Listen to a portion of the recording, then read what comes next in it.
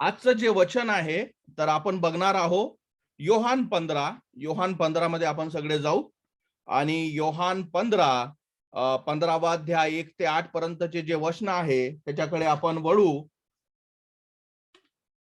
आणि इथे सुंदर उदाहरण देवाने दिलेलं आहे आपल्याला आणि देव प्रत्येक वेळेस हो की नाही प्रत्येक वेळेस सामान्य असे मनुष्याला समजणारे उदाहरण देतो या गोष्टीसाठी की आपली फसवणूक होऊ नये म्हणून तो सोपे शब्दात सदैव आपल्याला शिकवतो तो सांगतो की आपल्याला त्या स्वर्गाच्या राज्याच्या गोष्टी जिथे आपली इच्छा आहे जाण्यासाठी त्या आपल्याला कळाव्या तो इतका महान देव जो आकाश पृथ्वीचा निर्माण करता आहे तो आपल्याला स्वतःला नम्र करतो आणि स्वतःला एका द्राक्ष वेलाच्या लेवल पर्यंत येऊन तो उदाहरण देतो याच गोष्टीसाठी की कोणाचाही नाश होऊ नये तर प्रत्येकाला स्वर्गाच्या राज्याच्या गोष्टी सोप्या रीती कळाव्या त्यातलंच एक सुंदर उदाहरण आहे योहान 15 याचा पहिला अध्याय योहान याचा 15 अध्याय पहिलं वचन जिथे येशू म्हणतो की मी खरा द्राक्षवेल आहे द्राक्षवेल पहिले या गोष्टीविषयी थोडंसं आपण बोलू तर एखादा माळी हो की नाही एखादा माळी जो असतो तो जेव्हा बगीचा लावतो हो की नाही आपण इथे कुठल्या बगीच्याविषयी तर द्राक्षाच्या बगीच्याविषयी बोलत आहोत तर फक्त त्याच्यापाशी जमीन असणं जर माझ्यापाशी फक्त एक चांगली जमीन आहे तिथं द्राक्षाचे मी मळे लावतो फक्त जमिनीने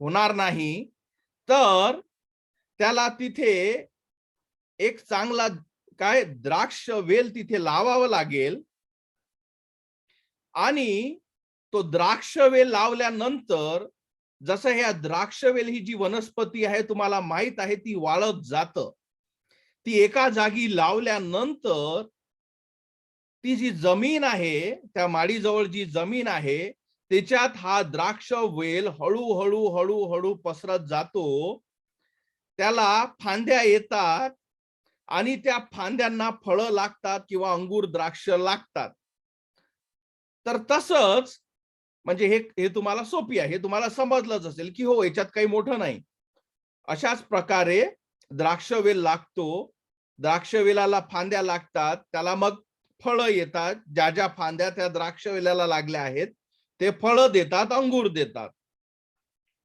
आता तुमचा महान परमेश्वर या पृथ्वीचा निर्माण करता जो आहे तो या जगाचा माळी आहे तो या जगाचा माळी आहे त्याची ही जमीन आहे हो की नाही त्याची ही जमीन आहे त्याने हे बनवलेलं आहे पण ते बनवल्यानंतर तिथे आपोआप कारण मनुष्य एवढा पापी आहे आणि आपला जन्म पापातच झाल्यामुळे तिथे द्राक्षवेल लागणे किंवा मनुष्याने फळं देणे याच्याविषयी सगळ्या गोष्टी आपण बोलू अशक्य आहे जोपर्यंत या पृथ्वीवर द्राक्षवेल जो आहे तो लावला जाणार नाही म्हणून जरी ही पृथ्वी देवाची जागा असली तरी तिथे ते रोपट लावणं द्राक्षवेलाचं आवश्यक होतं त्याच्याशिवाय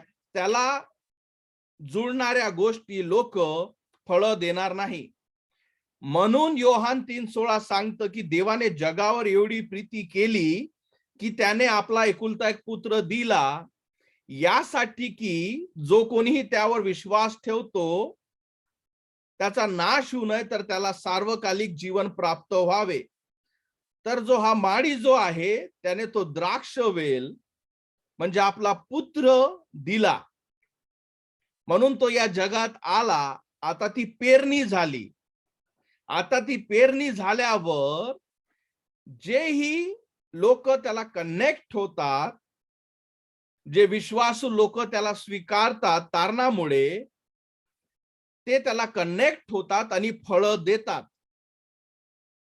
तर ही जी गोष्ट आहे याचा हा मर्म आहे आणि आपण हे वचन वाचू आणि याद्वारे तुम्हाला या गोष्टी कळेल की जोपर्यंत प्रभू येशू ख्रिस्त या पृथ्वीवर आला नसता तर मनुष्याला तारण भेटलं नसतं किंवा तारण त्याच्यासाठी अवेलेबल नसतं.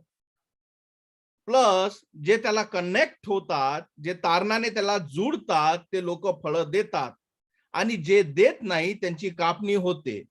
आपण वचन वाचू आणि पुढे जाऊ.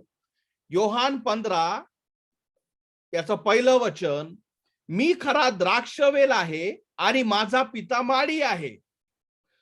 तो माझ्यातील फळ न देणारा प्रत्येक फाटा काढून टाकतो आणि फळ देणाऱ्या प्रत्येक फाट्याने अधिक फळ द्यावे म्हणून त्याची छाटणी करतो.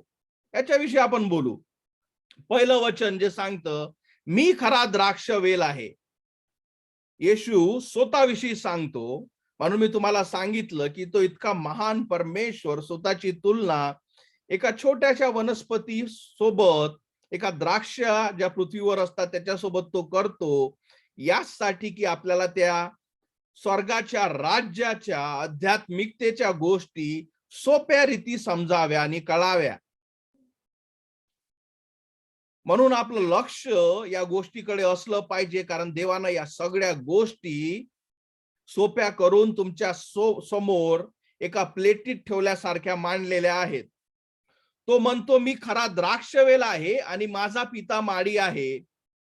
येशू ख्रिस्त हा वेल आहे आणि त्याचा वडील जो पिता आहे तो शेतकरी किंवा तो माळी आहे, ज्याने तो द्राक्षवेल लावलेला आहे. त्याने आपला एकुलता एक मुलगा त्यासाठीच दिला की त्याच्याद्वारे या जगाला तारण भेटावं. म्हणून पिता हा माळी आहे, येशू ख्रिस्त हा तो द्राक्षवेल आहे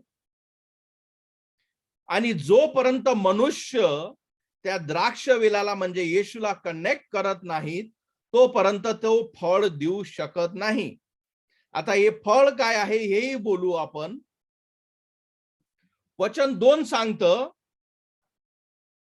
त्याच्या आधी एक गोष्ट लक्षात ठेवा. आपण द्राक्षवेल हे हा कसा आहे तुम्हाला मी सांगितलं, हा वाळणारी वनस्पती आहे, एका जाग्यावर थांबत नाही, तर ती वाढतच राहते. लोक त्याला त्याला फांद्या येत राहतात, ती वाढत राहते. जेही फांदी चांगली आहे त्याची आहे, तिथून अंगूर येत राहतात, द्राक्ष येत राहतात. एखाद्या फांदीला कमी लागतात, एखादी फांदी लदलद भरून जाते अंगुराने, द्राक्षाने, हो की नाही? येशू ख्रिस्त म्हणतो, मी खरा वेल आहे आणि जो त्या खरा वेलाला खरंच कनेक्टेड आहे तो फळ देतो. कारण जर आपण असं म्हणतो, अरे हो मी तर आहेच, त्याची फांदी आहे, तू असा म्हणतो का, मी त्याची फांदीच आहे, आणि तुम्ही त्याला असं म्हणत असताना जर तुम्हाला फळ नसतील, तुम्हाला आध्यात्मिकतेचे फळ नसतील, तर तुम्ही कनेक्ट नाही, तुम्ही त्याची फांदी नाही, किंवा येशू ख्रिस्त जे बोलतो ते खोटं बोलत आहे. दोघांपैकी एक. कारण आपण म्हणतो की आम्ही देवाचे आहो, म्हणजे आपण म्हणतो की आपण या द्राक्ष वेलाच्या फांद्या आहोत, ते वचनात आपण बघू. आणि जर आपण द्राक्ष वेलाच्या फांद्या आहोत आणि येशू ख्रिस्त जिवंत, तो म्हणतो मी खरा द्राक्ष वेल आहे, म्हणजे त्याच्या फांद्यांना फळ आलंच पाहिजे. पण जर आपण म्हणतो की आपण कनेक्टेड आहोत, त्याच्या फांद्या आहोत आणि तरी फळ येत नाही, तर याचा अर्थ एक तर आपण कनेक्ट नाही किंवा हा खोटारडा आहे. असं कधीच होत नसतं. या दोघांपैकी एक गोष्ट होईल. दोघीही गोष्टी एका समवेत होणार नाही. एक तर आपण खोटे बोलतो किंवा हे वचन खोटे आहे. या दोघांपैकी एक. कारण खूपदा असं होतं, आपण स्वतःला द्राक्षवेल म्हणतो किंवा आपण त्याला फांद्या म्हणतो, पण तुम्हाला जर माहित असेल की द्राक्षवेलासारखी वनस्पती जी असती ती वाढते, ती फक्त द्राक्षवेलच नाही, खूप अशी रानटी वनस्पती सुद्धा आहे जी वाढत जाते.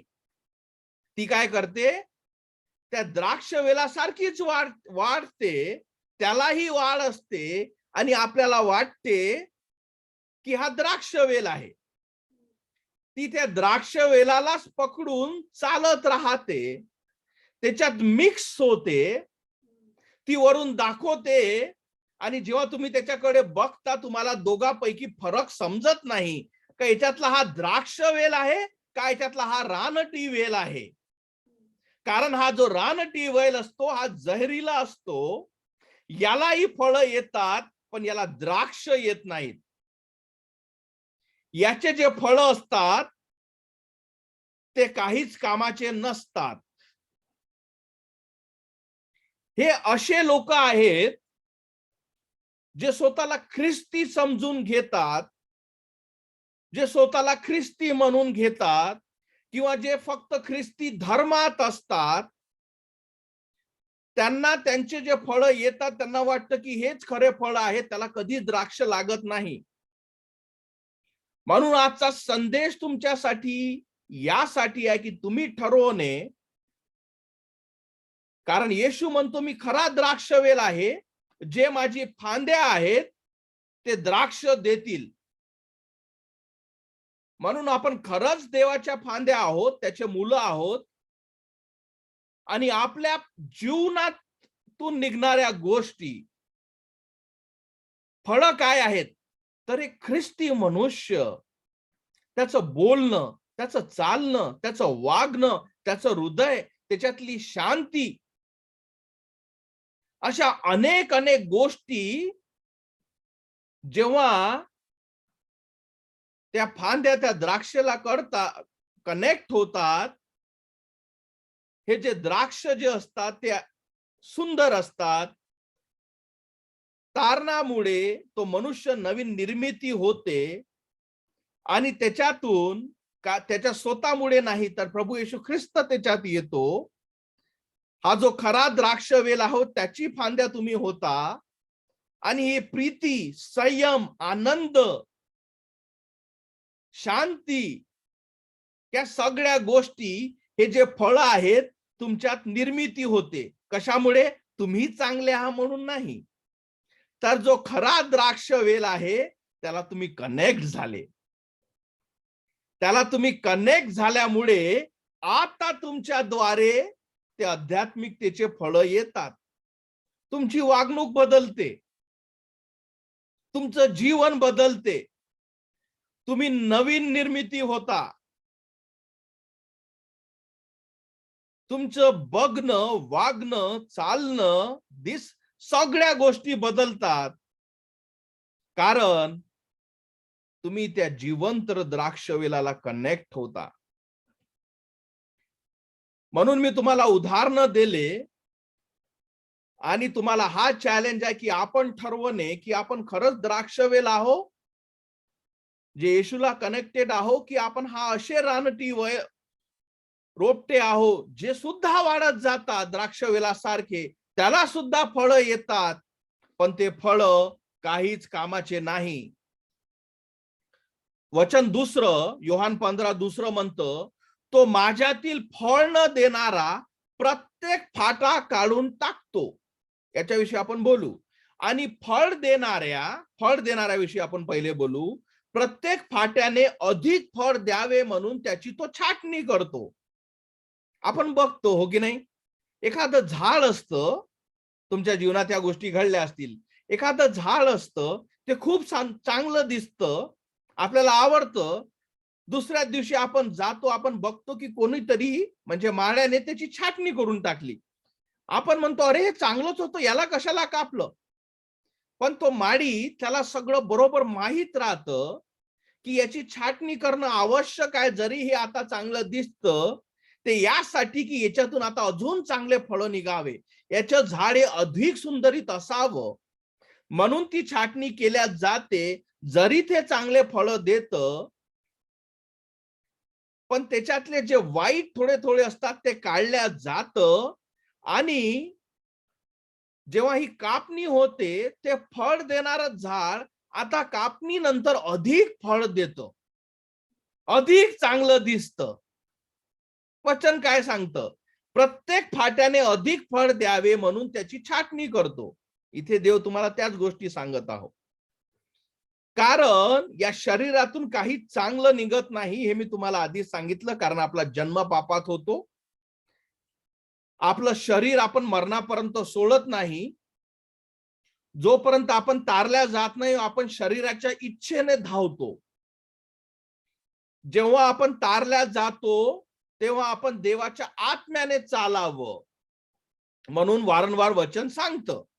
पण जर आपण आपल्यापाशी देवाचा आत्माच नाही, तर आपल्या शरीराच्या जेही आपल्या धावा आहे, ज्याही इच्छा आहे, जे आपल्याला लोभित करतो, त्याच्याकडे आपण धावत राहतो. याच्यामुळे समजून जावं की आपण कोण आहोत. आणि जे शरीराने धावतात, जे चालतात, ते सदैव हे कोण आहेत? ते माझ्यातील फळ न देणारा प्रत्येक फाटा काढून टाकतो. हा तो काढून टाकेल. कारण हे फक्त ते रानटीवाले झाड वनस्पती आहेत, जे त्या वेलाला लागले आणि ते स्वतःला सुद्धा द्राक्ष समजतात. पण त्याच्यातला एक जण जेव्हा देवाचा स्वीकार करतो, तो त्या द्राक्ष वेलाला कनेक्ट करतो आणि जेव्हा त्या द्राक्ष वेलाला कनेक्ट केल्यानंतर तो फळ देणं चालू करतो, त्याचं जीवन बदलतं. पण हा जुना स्वभाव जो असतो तो त्याला माग घेतो. म्हणून देव काय करतो? त्याची छाटणी करतो. ह्या जुन्या ज्या गोष्टी आहे त्याचं काढतो. असे प्रसंग येतात, त्याच्यातून तो घेऊन जातो. देव त्याला सहाय्य पुरवतो, जरी हा त्याचाच मुलगा असला, यासाठी की त्याची छाटणी व्हावी, या जुन्या गोष्टी त्यातून निघून जाव्या आणि त्याने अधिक फळ द्यावे, याचा अर्थ हा होतो. प्रत्येक फाट्याने अधिक फळ द्यावे म्हणून त्याची तो छाटणी करतो. विश्वासणारे लोक या द्राक्षवेलीच्या फांद्या आहेत, जे ख्रिस्ताला कनेक्ट होतात. बघा, हा जो द्राक्षवेल जेव्हा वाढतो, त्याचा मूळ कधीच दिसत नाही कुठे आहे, तो आत असतो. तसाच माझं जर जेव्हा जीवन बदलतं, लोकांना फक्त नितीन हा दिसतो, त्याचे फळ दिसतात. पण जो खरा जो द्राक्षवेल किंवा जे मूळ आहे, तो प्रभू येशू ख्रिस्त आहे. तो तारणामुळे त्याचा आत्मा तुमच्यात येतो आणि त्याच्यामुळे जे न दिसणार, त्याच्यामुळे हा दिसणारा मनुष्य फळ देतो. द्राक्ष वेलाला जेव्हा फळ लागतात, त्याला द्राक्ष जेव्हा लागतात, त्याचं जे मूळ आहे ते दिसत नाही. तसेच जे विश्वासू खरे जे असतात, म्हणून मी तुम्हाला सदैव सांगत असतो, ख्रिस्ती तो नाही जो रविवारी चर्चला चालला. ख्रिस्ती तो नाही जो त्याची बायबल आहे किंवा जो बायबल वाचतो किंवा जो प्रार्थना करतो. हे तर सगळेच करतात. ख्रिस्ती तो आहे ज्याने प्रभूचा स्वीकार केला, ज्याचं जीवन देवाने बदललं.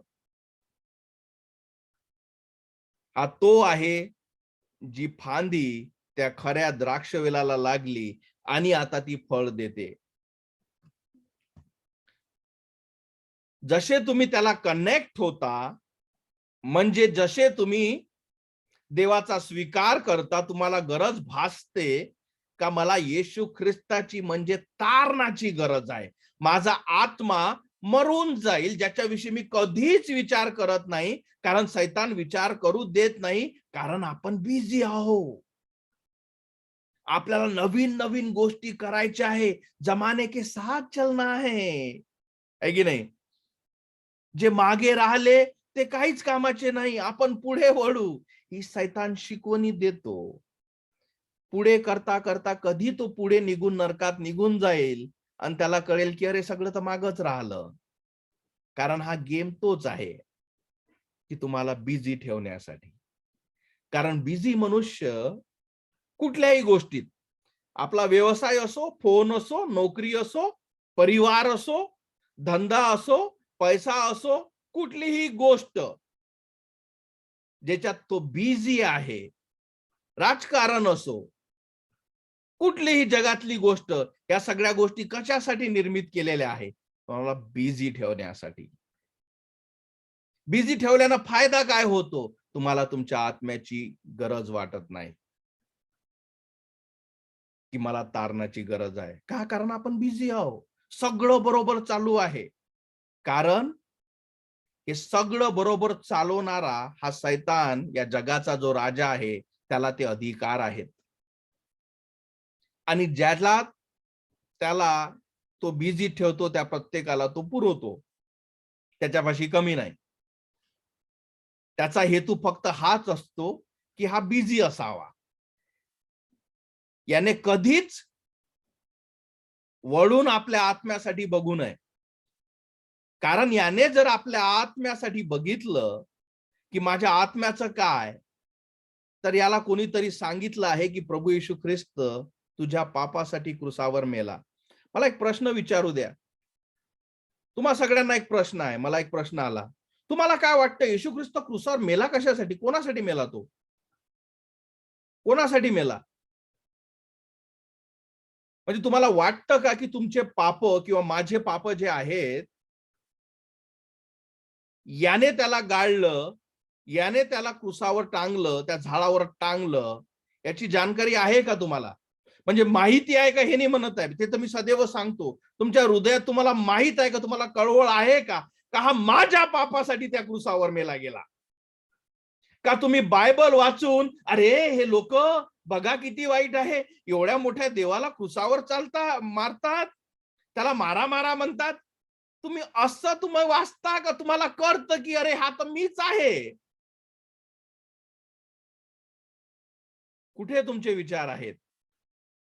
का फक्त ते बायबल वाचून, बघा किती लोक वाईट होते, यांना कळलं नाही का देवाचा मुलगा आहे, असं कसं होईल?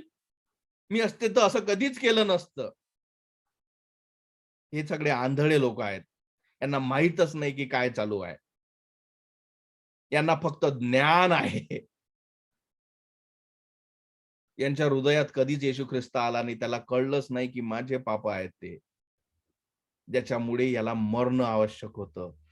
माझे पाप आहेत ते, ज्याच्यामुळे त्याने क्रुसावर मृत्यू घेतला, स्वीकारलं की मला अनंताचं जीवन भेटावं.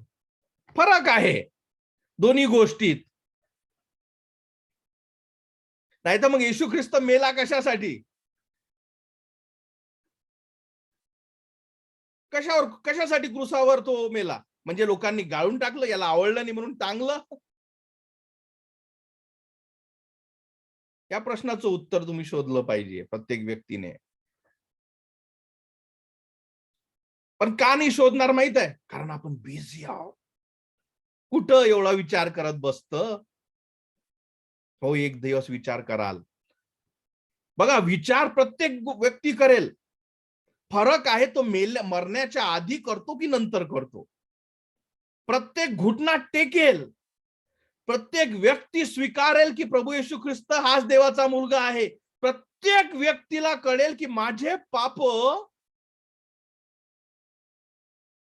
येशू ख्रिस्ताने क्रुसावर घेतले आणि तो त्या क्रुसावर मेला. फरक फक्त एवढा आहे, कधी करतो. जेव्हा आपण बिझी या जगात असताना तेव्हा करतं, तो वाचला. कारण जेव्हा त्याला कळेल खऱ्या अंतःकरणाने, तो आपल्या तारणासाठी देवाकडे जाईल, त्याला भीक मागेल आणि प्रभू त्याला वाचवेल.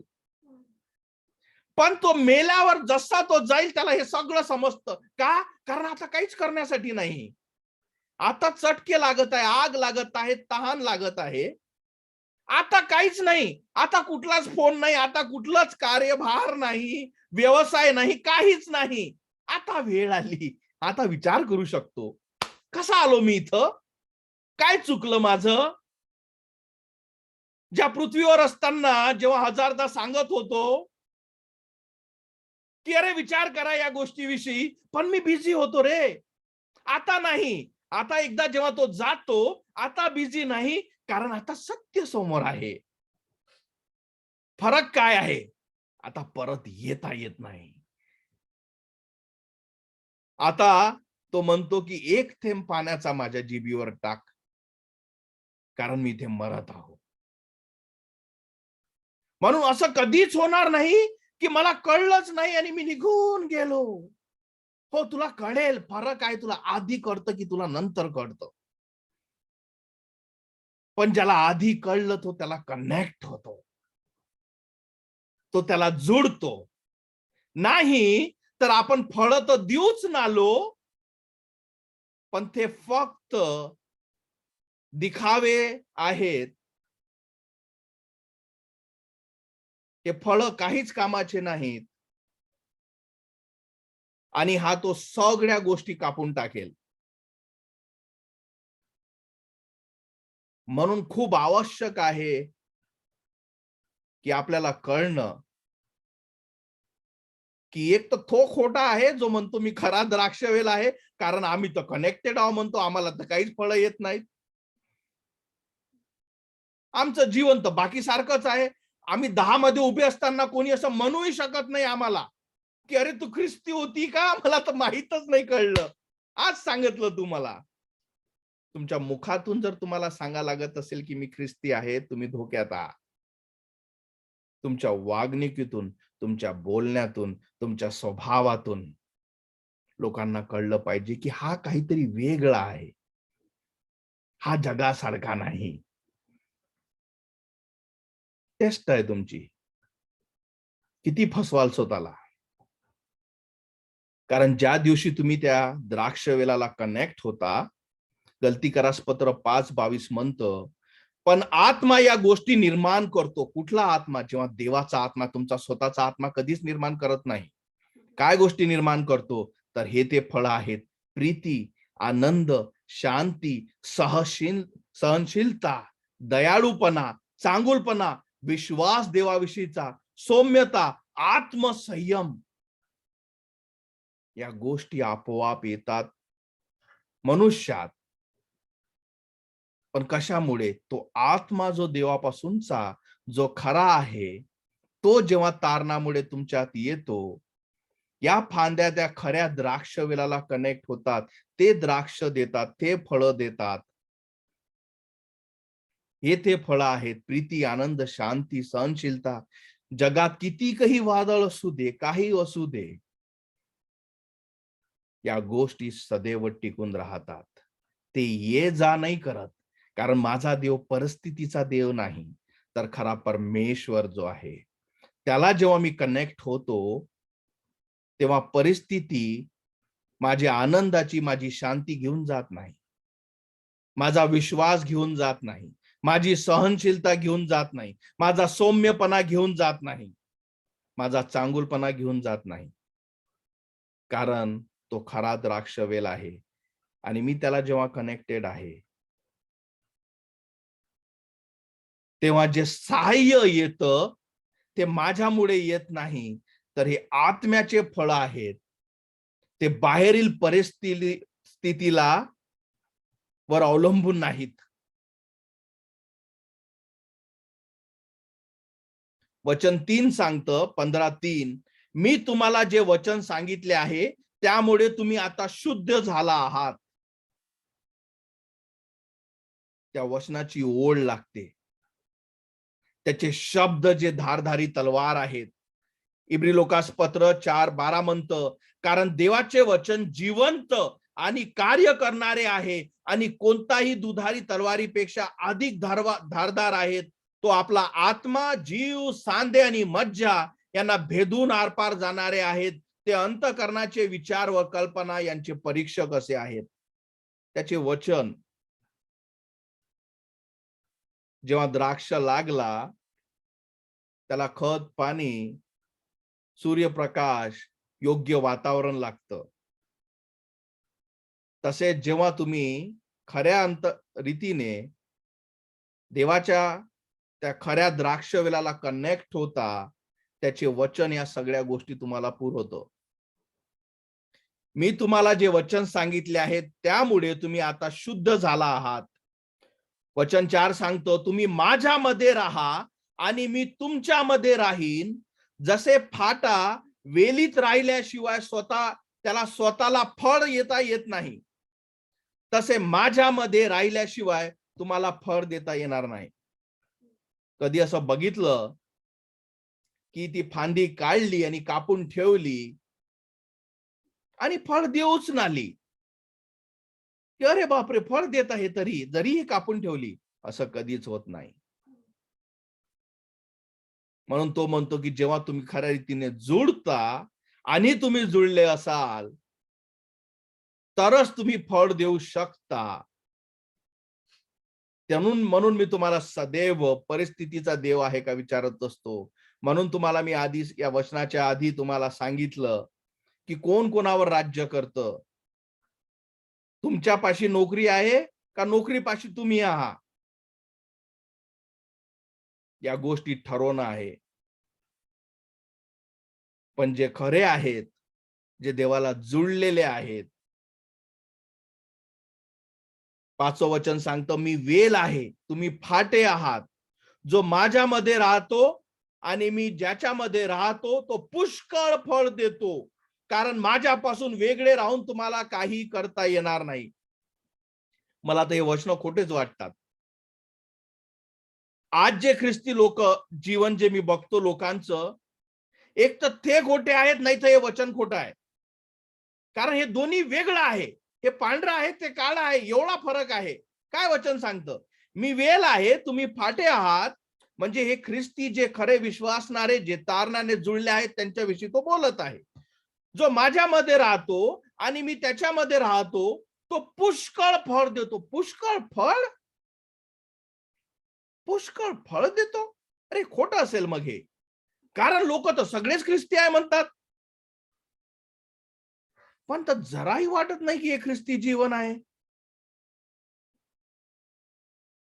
तो पुष्कळ फळ देतो, कारण माझ्यापासून वेगळे राहून तुम्हाला काही करता येणार नाही. वचन 6वं सांगतं, कोणी माझ्यामध्ये राहिला नाही तर वेलीपासून छाटलेल्या फाट्याप्रमाणे तो वाळून जातो. असे वाळलेले फाटे एकत्र करून अग्नीत टाकले जातात व तेथे ते जळून जातात. देव आमचा प्रीती आहे, देव आमचा चांगला आहे, आमच्यावर खूप प्रीती करतो. तो म्हणतो हे कापल्या जाईल. हो, तो प्रीती आहेच, तो तुमच्या आपल्या मुलांवर प्रीती करतो. पण तो म्हणतो, तर वेलीपासून छाटलेल्या फाट्याप्रमाणे तो वाळून जातो. असे वाळलेले फाटे एकत्र करून अग्नीत टाकले जातात व तेथे ते जळून जातात. असा कधीच होणार नाही. असं कधीच होणार नाही का ती फांदी त्या द्राक्ष वेलाला लागली आणि ती फळ देत नाही. जर ती फळ देत नाही तर ती कापल्या जाईल. ख्रिस्ती जीवन हे द्राक्षासारखं फळ देणारं असतं. तुमच्या जीवनातून ख्रिस्त गौरवल्या जातो. प्रभू येशू ख्रिस्त या पृथ्वीवर यासाठी आला की लोकांनी त्याला, पाप्यांनी त्याला तारण्यासाठी स्वीकारावं. त्याने धर्म नाही बनवला. तुम्हा प्रत्येकांना समजणं, स्वतःचं चेक करणं आवश्यक आहे का मी ख्रिस्ती स्वतःला का म्हणून घेतो. हा प्रश्न मी तुम्हाला सदैव विचारत असतो आणि याचं उत्तर तुम्हा स्वतःला चेक करणं आहे. तुमचे उत्तर की मी ख्रिस्ती कुटुंबात जन्मलो, का मी आल्यामुळे एखाने मला ख्रिस्त सांगितला म्हणून मी ख्रिस्ती झालो, का मी बाप्तिस्मा झाला म्हणून मी ख्रिस्ती झालो, मी चर्च मध्ये जातो म्हणून ख्रिस्ती झालो, मला येशूची शिकवण आवडली म्हणून मी ख्रिस्ती झालो, मी क्रुसावर जातो म्हणून मी ख्रिस्ती झालो. हे सगळे उत्तर तुम्हाला नरकात टाकतील. जर तुमचं उत्तर एक दिवस असा होता जेव्हा मी माझ्या आत्म्याचा शोध घेतला, जेव्हा मी विचार केला की माझ्या आत्म्याचं काय, मी कुठे जाणार आहो, मी तर पापी आहो, आणि माझं हृदय रेडी झालं आणि तो स्वर्गीय पिता ज्याने आपला एकुलता एक पुत्र दिला, त्याने मला कन्व्हिक्ट केलं. तो तुमच्या हृदयासंग बोलतो की तू पापी आहेस. तुला समजतं का? त्याचं हृदय, तुमचं हृदय, त्याच्यात तो त्याची भीती, तुमच्या पापाविषयीची जाणीव, त्या पाप्याच्या न्यायाविषयीची जाणीव तो टाकतो. तुम्ही घाबरून जाता आणि त्या क्रूसाचा स्वीकार करता आणि तो परमेश्वर तुमचा हात पकडतो, म्हणतो की ये मी तुला बचावतो. तुम्ही विश्वासाने त्याला हात देता, तो कृपेने तुमचा हात पकडतो. कारण तुमचा विश्वास तुम्ही त्याच्यावर टाकला की हा मला वाचवेल. तेव्हा तुम्ही कनेक्ट होता. जर तुमच्या जीवनात असा दिवसच नाही, तुम्हाला आवडो ना आवडो, तुम्ही माझा राग करा नका करू, माझं कार्य आहे, काम आहे सत्य सांगणं, तुम्हाला फसवणं नाही. जर तुमच्या जीवनात असं कधीच झालं नाही, तुम्ही नवीन निर्मिती झाली नाही. तुम्हाला वाटतच नाही की माझं जीवन नवीन झालं. मला माझं जीवन माहित आहे, ब्लॅक अँड व्हाईट. एक पापी जीवन आहे, एक नवीन जीवन आहे, ज्याच्यात मी ख्रिस्ती जीवन जगण्याचा प्रयत्न करतो. क्लिअर आहे. खूप साऱ्या लोकांनी तुम्ही मला वाढदिवसाच्या शुभेच्छा दिला, ओके नाही? तो माझा काय आहे? तो शारीरिक जन्म आहे. त्या दिवसापासून तर 29 सप्टेंबर 2020 पर्यंत जेव्हा खरा आत्म्याने जन्मलो, हा माझा आत्मिक जीवन आहे. हा माझा नवीन जन्म आहे. जेव्हा मी त्या खऱ्या द्राक्ष वेलाला कनेक्ट झालो, त्यामुळे मी ख्रिस्ती आहो. कारण ते माझ्या संग घडलं. येशू मला सापडला, तो मला भेटला, त्याने मला बचावलं. विश्वास आहे का तुमचा? कारण तो काय म्हणतो, कोणी माझ्यामध्ये राहिला नाही तर वेलीपासून छाटलेल्या फाट्याप्रमाणे तो वाळून जातो. असे वाळलेले फाटे एकत्र करून अग्नीत टाकले जातात व ते जळून जातात. हा न्यायाविषयी बोलत आहे की त्या प्रत्येकाला मी अग्नीत टाकून टाकेल, जे तिथे ते जळत राहतील. म्हणून असं कधीच होत नाही की ख्रिस्ती जीवन फळ न देणारं आहे. मी ख्रिस्ती आहो पण मी फळ देत नाही. माझ्यात ख्रिस्तीपणासारखा असा कुठल्याच गोष्टी नाही. तेव्हा तुम्हाला सुचलं पाहिजे, तुम्हाला कळलं पाहिजे की काहीतरी चुकत आहे. काहीतरी चुकत आहे माझ्या जीवनात. यहुदा 1:12 म्हणतं, हे लोक तुमच्या भातामध्ये दळलेले धोकादायक खडे असल्यासारखे आहेत. ते खुशाल तुमच्या बरोबर जेवणाखाणे करतात. ते फक्त स्वतःचाच चरत राहणारे असे मेंढपाळ आहेत. ते पाणी नसलेल्या ढगासारखे असून ते वाऱ्यामुळे वाहवत जातात. ते लोक म्हणजे हिवाळ्यातील फळहीन व समूळ उपटली गेलेली आणि दोनदा मेलेली झाडे आहेत. इतकी वाईट परिस्थिती आहे. जे ख्रिस्ती स्वतःला म्हणतात आणि ज्यातून कधीच काही फळ येत नाहीत. ज्यांच्या जीवनाद्वारे देव कधीच गौरवला जात नाही. ज्यांच्या जीवनाद्वारे प्रभू येशू ख्रिस्त कोणालाच कळत नाही. कोणाच्या आमंत्रणामुळे नाही म्हणत मी, का या रे जॉईन करा. नाही. तुमच्या जीवनाद्वारे. कारण देवाने तो दिवा जर लावलेला आहे, त्याचा प्रकाश पडेलच. 7वं वचन सांगतं, तुम्ही माझ्यामध्ये राहिलात व माझी वचने तुमच्यामध्ये राहिली तर जे काही तुम्हाला पाहिजे असेल ते मागा, ते तुमच्यासाठी केले जाईल. म्हणून देव प्रार्थना ऐकतो या गोष्टीची. म्हणून जेव्हा या तुम्ही कनेक्टेड राहता, जेव्हा तुम्ही त्याला जुळलेले आहात, जेव्हा तुम्ही फळ देता, जेव्हा तुम्ही खरे ख्रिस्ती होता, तेव्हा जेव्हा तुम्ही त्या गोष्टी मागता, देव तुम्हाला पुरवतो. आशीर्वादित असतं, पवित्र असतं, खोटं नसतं, टिकून राहणारं असतं, शांती असतं, अशांती नसतं. म्हणून कुठली गोष्ट कुठून येत आहे? देवापासून येत आहे, कारण सैतानही पुरवतो. जर सैतान पुरवत नसता तर ख्रिस्ती न म्हणून घेणारे लोक इतके श्रीमंत असते का? जर सगळ्या गोष्टी देवच देतो, येशू ख्रिस्तच देतो, मग ज्यांच्यापाशी येशू ख्रिस्त नाही त्यांना एवढ्या गोष्टी कुठून आल्या? कारण देणारा फक्त एक नाही. एक जो खरा द्राक्षवेल आहे, त्याच्यापाशी कनेक्ट झालेल्या फांद्या फळं देतात. एक जो शैतान आहे, ज्याच्यापासून रानटी झाडे येतात, तेही फळं देतात, मोठे मोठे फळं देतात. पण ज्या या द्राक्षवेलाला खराला जो येशू ख्रिस्त आहे त्याला कनेक्ट नाही, त्या सगळ्याच्या सगळ्या काय होतात? कापल्या जातात. जे या द्राक्षवेलाला कनेक्ट नाहीत आणि फळं देत नाहीत, त्या कापल्या जातात. जे रानटी वेलाला कनेक्टेड आहे ते कितीकही फळे देव, त्याचा काहीच उपयोग नाही, त्याचा काहीच संबंध नाही. त्यांचा न्याय आहे आणि अनंताचं जीवन जे नरकात टाकल्या जाईल हे त्यांच्या पुढे रेडी आहे. शेवटचं वचन सांगतं, वचन 8, तुम्ही विपुल फळ दिले तर माझ्या पित्याचा गौरव होईल, अशा प्रकारे तुम्ही माझे शिष्य व्हाल. जे फळ देत नाहीत ते कधी देवाचे शिष्यही होत नाहीत, ते देवाचे कधी लोक होत नाहीत. तुम्ही विपुल फळ दिले तर माझ्या पित्याचं गौरव होईल. कारण कोण लावलं झाड, कोण लावला द्राक्षवेल? काय सांगतं पहिलं वचन?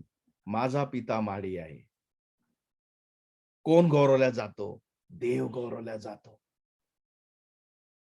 पित्याने आपला एकुलता एक पुत्र दिला यासाठी की जो कोणी त्यावर विश्वास ठेवतो त्याचा नाश होऊ नये, तर त्याला सार्वकालिक जीवन प्राप्त व्हावे.